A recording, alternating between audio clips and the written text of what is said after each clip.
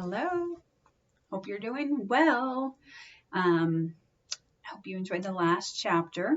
I was just thinking about um, times in school. Have you ever had a time like Rebecca where you felt like you were being punished unjustly or in a bad way, like in a not nice way? I remember one time it was in middle school. I had to go sit in a room. I don't even remember what I had done. I don't think it was all that horrible. But anyways, um, I went to the room and someone was sleeping in there and she was snoring. And I cannot stand the sound of snoring even then. So I thought, well, no reasonable person would make me sit in here with someone that's snoring. So I went and told my teacher and he told me to go back. And I kind of gave him some attitude because of that. But anyways, do you have any times when you had to do something like for being punished or something happened that you didn't think was right or fair? You'll have to tell me about that next time we talk. All right, chapter 6, Sunshine in a Shady Place. The little schoolhouse on the hill had its moments of triumph as well as its scenes of tribulation, but it was fortunate that Rebecca had her books and her new acquaintances to keep her interested and occupied, or life would have gone heavily with her that first summer in Riverboro. She tried to like her Aunt Miranda. The idea of loving her had been given up at the moment of meeting, but failed ignominiously. That's a long word. Hold on. Ignominiously. Sorry, you have me. Let's see if we can get the pronunciation guide. Ignominiously. Anyways, deserving or causing public disgrace or shame. Ignominiously.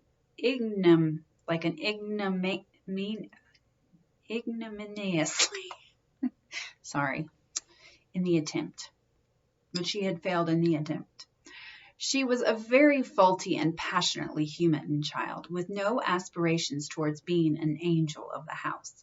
But she had a sense of duty and a desire to be good, respectably, decently good. Whenever she fell below this self-imposed standard, she was miserable. She did not like to be under her aunt's roof, eating bread, wearing clothes, and studying books provided by her, and dislike her so heartily all at the same time. She felt instinctively that this was wrong and mean, and whenever the feeling of remorse was strong within her, she made a desperate effort to please her grim and difficult relative. But how could she succeed when she was never herself in her Aunt Miranda's presence? The searching look of the eyes, the sharp voice, the hard, knotty fingers, the thin, straight lips, the long silences, the front piece that didn't match her hair, and the very obvious parting that seemed sewed in with linen thread on black net. There was not a single item that appealed to Rebecca. There are certain narrow, unimaginative, and autocratic old people who seem to call out the most mischievous and sometimes the worst traits in children. Miss Miranda, had she lived in a populous neighborhood, would have had her doorbell pulled, her gate tied up, or dirt traps set in her garden paths. The Simpson twins stood in such awe of her that they could not be persuaded to come to the side door even when Miss Jane held gingerbread cookies in her outstretched hands. It is needless to say that Rebecca irritated her aunt with every breath she drew. She continually forgot and started up the front stairs because it was the shortest route to her bedroom. She left the dipper on the kitchen shelf instead of hanging it up over the pail. She sat in the chair the cat liked best. She was willing to go on errands, but often forgot what she was sent for. She left the screen doors ajar so that flies came in. Her tongue was ever in motion. She sang or whistled when she was picking up chips. She was always messing with flowers, putting them in vases, pinning them on her dress, and sticking them in her hat. Finally, she was an everlasting reminder of her foolish, worthless father, whose handsome face and engaging manner had so deceived Aurelia, and perhaps, if the facts were known, others besides Aurelia. The Randalls were aliens. They had not been born in Riverboro, nor even in York County. Miranda would have allowed on compulsion that in the nature of things a large number of persons must necessarily be born outside this sacred precinct, but she had her opinion of them, and it was not a flattering one. Now, if Hannah had come, Hannah took after the other side of the house. She was all Sawyer. Poor Hannah, that was true. Hannah spoke only when spoken to, instead of first, last, and all the time. Hannah, at 14, was a member of the church. Hannah liked to knit. Hannah was probably, or would have been, a pattern of all the smaller virtues, instead of which, here was this black-haired gypsy with eyes as big as cartwheels installed as a member of the household. What sunshine in a shady place was Aunt Jane to Rebecca. Aunt Jane, with her quiet voice, her understanding eyes, her ready excuses in these first difficult weeks, when the impulsive little stranger was trying to settle down into the brick house ways. She did learn them in part and by degrees, and the constant fitting of herself to these new and difficult standards of conduct seemed to make her older than ever for her years. The child took her sewing and sat beside Aunt Jane in the kitchen, while Aunt Miranda had the post of observation at the sitting-room window. Sometimes they would work on the side porch where the clematis and woodbine shaded them from the hot sun. To Rebecca, the lengths of brown gingham were interminable. She made hard work of sewing, broke the thread, dropped her thimble into the syringa bushes, pricked her finger, wiped the perspiration from her forehead, could not match the checks, puckered the seams. She polished her needles to nothing, pushing them in and out of emery strawberry, but they always squeaked.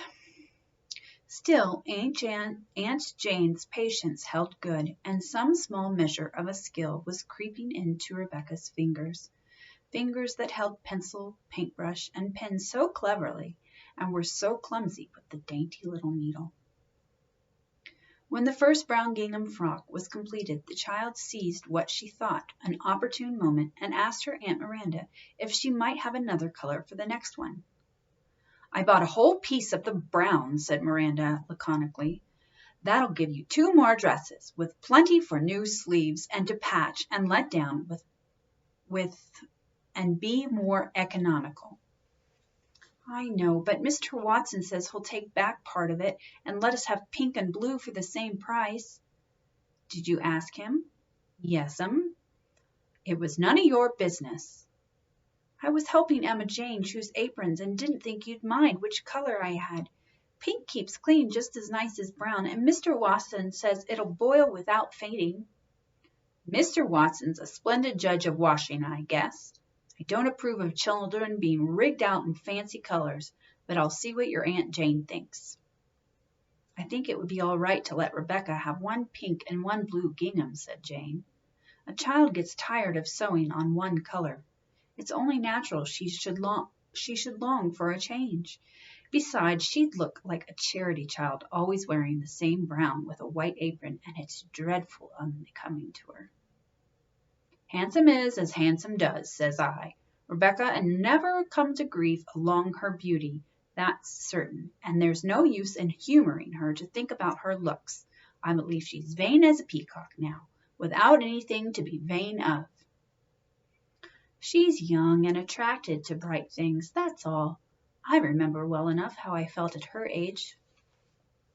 "You was considerable of a fool at her age, Jane." "Yes, I was, thank the Lord. I only wish I'd known how to take a little of my foolishness along with me, as some folks do, to brighten my declining years." There, finally, was a pink gingham, and when it was nicely finished, Aunt Jane gave Rebecca a delightful surprise. She showed her how to make a pretty trimming of narrow white linen tape by folding it in pointed shapes and sewing it down very flat with neat little stitches. It'll be good fancy work for you, Rebecca, for your Aunt Miranda won't like to see you always reading in the long winter evenings. Now, if you think you can baste 2 rows of white tape round the bottom of your pink shirt and keep it straight by the checks, I'll stitch them on for you and trim the waist and sleeves with pointed tape trimming so the dress will be real pretty for second best. Rebecca's joy knew no bounds. I'll baste like a house afire, she exclaimed. It's 1,000 yards round that skirt as well as I know, having hemmed it, but I could sew pretty trimming on if it was from here to Milltown. Oh, do you think Aunt Mirandy'll ever let me go to Milltown with Mr. Cobb? He's asked me again, you know, but one Saturday I had to pick strawberries and another it rained, and I don't think she really approves of my going. It's 29 minutes past 4, Aunt Jane, and Alice Robinson has been sitting under the currant bushes for a long time waiting for me. Can I go and play? Yes, you may go, and you'd better run as far as you can out behind the barn, so your noise won't distract your Aunt Mirandy. I see Susan Simpson and the twins and Emma Jane Perkins hiding behind the fence. Rebecca leapt off the porch, snatched Alice Robinson from under the currant bush, and what was much more difficult, succeeded by means of a complicated system of signals in getting Emma Jane away from the Simpson party and giving them the slip altogether. They were much too small for certain pleasurable activities planned for that afternoon, but they were not to be despised, for they had the most fascinating dooryard in the village. In it, in bewildering confusion, were old sleighs, pungs, horse rakes, hogsheads, settees without backs, bedsteads without heads, in all stages of disability and never the same on 2 consecutive days.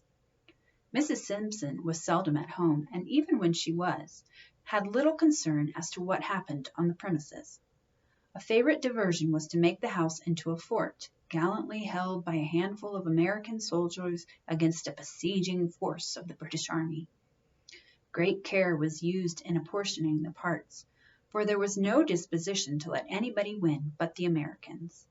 Seesaw Simpson was usually made commander-in-chief of the British Army, and a limp and uncertain one he was, capable, with his contradictory orders and his fondness for the extreme rear, of leading any regiment to an inglorious death. Sometimes the long-suffering house was a log hut, and the brave settlers defeated a band of hostile Indians or occasionally were massacred by them. But in either case, the Simpson house looked, to quote a Riverboro expression, as if the devil had been having an auction in it. Next to this uncommonly interesting playground as a field of action came, in the children's opinion, the secret spot. There was a velvety stretch of ground in the Sawyer pasture, which was full of fascinating hollows and hillocks, as well as verdant levels on which to build houses.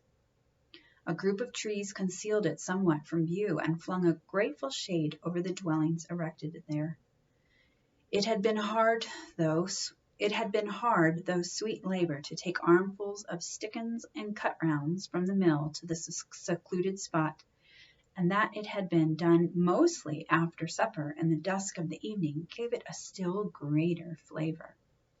Here in soap boxes hidden among the trees were stored all their treasures, wee baskets and plates and cups made of burdock balls, bits of broken china for parties, dolls soon to be outgrown, but serving well as characters in all sorts of romances enacted there, deaths, funerals, weddings, christenings.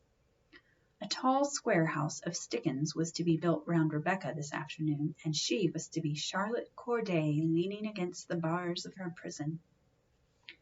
It was a wonderful experience standing inside the building with Emma Jane's apron wound about her hair, wonderful to feel that when she leaned her head against the bars, they seemed to turn to cold iron, that her eyes were no longer Rebecca Randall's, but mirrored something of Charlotte Corday's hapless woe. Ain't it lovely, sighed the humble twain, who had done most of the labor, but who generously admired the result. I hate to have to take it down, said Alice. It's been such a sight of work. If you think you could move up some stones and just take off the top rows, I could step out over it, suggested Charlotte Corday. Then leave the stones and you two can step down into the prison tomorrow and be the two little princes in the tower, and I can murder you. What princes? What tower? Asked Alice and Emma Jane in one breath. Tell us about them. Not now, it's my supper time. Rebecca was a somewhat firm disciplinarian. It would be elegant being murdered by you, said Emma Jane loyally, though you are awful real when you murder, or we could have Elijah and Elisha for the princes. They'd yell when they was murdered, objected Alice. You know how silly they are at plays, all except Clara Bell. Besides, if we once show them this secret place, they'll play in it all the time, and perhaps they'd steal things like their father. They needn't steal just because their father does, argued Rebecca. And don't you ever talk about it before them if you want to be my secret particular friend. My mother tells me never to say hard things about people's own folks to their face. She says nobody can bear it, and it's wicked to shame them for what isn't their fault. Remember Minnie Smellie? Well, they had no difficulty in recalling that dramatic episode, for it had occurred only a few days before, and a version of it that would have melted the stoniest heart had been presented to every girl in the village by Minnie Smellie herself, who, though it was Rebecca and not she who came off victorious in the bloody battle of words, nursed her resentment and intended to have revenge. And that is the end of the chapter. The next chapter is called Riverboro Secrets. Very interesting. I wonder what the secrets are. This is kind of reminding me, I don't know if you've ever read Anne of Green Gables, but it's kind of reminding me a little bit of Anne when she first comes to Marilla and Matthew Cuthbert from the orphanage. Everybody, or not everybody, but